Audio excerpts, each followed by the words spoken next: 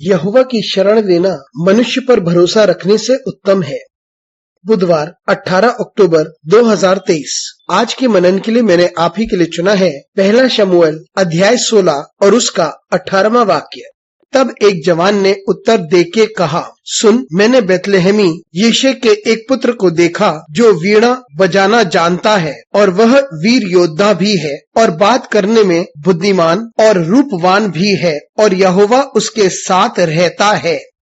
आपका दिन आशीषित हो। परमेश्वर मार्ग बनाता है ताकि दाऊद राजमहल में प्रवेश कर सके। आइए इस वाक्य पर मनन करते हैं। आज की सुबह का विषय है परमेश्वर मार्ग बनाता है।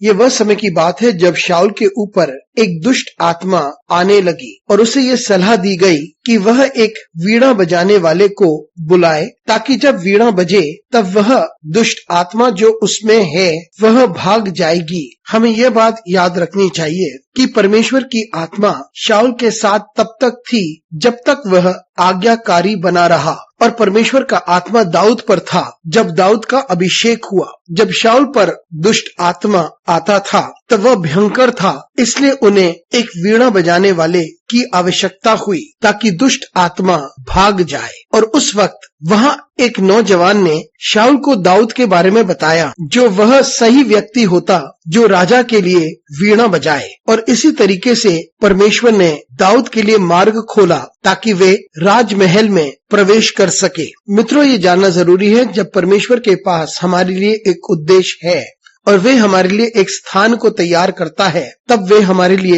एक मार्ग खोलता है। हम तुरंत उस जगह पर न पहुंच पाए जिसके लिए उसने हमें नियुक्त किया है, लेकिन परमेश्वर अवश्य एक रास्ता बनाता है ताकि हम वहां पहुंच सके। दाऊद पर राजा का अभिषेक हो चुका था लेकिन उसे वीणा बजाने के लिए आमंत्रित किया गया था। हमें परमेश्वर की योजना के अनुसार ही कार्य करना चाहिए और हम परमेश्वर पर भरोसा करें क्योंकि वह अपने समय पर सब कुछ सुंदर बना देता है। कुछ ही सालों बाद दाऊद वहां का राजा बन गया। परमेश्वर ने दाऊद के लिए एक रास्ता बनाया कि वे राजमहल में प्रवेश कर सके एक वीणा बजाने वाले के रूप में, लेकिन वहां से परमेश्वर ने उसे राजगद्दी दी और उसे 40 साल तक राजा बनाए रखा। तो आइए हम अपने आप को नम्र करें ताकि हम परमेश्वर के तरीके को समझें और हम अपने आप को पूर्णतः परमेश्वर के हाथों में सौंपें, क्योंकि परमेश्वर हमें उन मार्गों पर लेकर चलता है जिसकी उसने योजना बनाई है। अनुग्रहकारी परमेश्वर स्वर्गीय पिता, हमारी सहायता कर ताकि हम यह बात समझ सकें कि हम तेरे आज्ञाकारी बने रहें,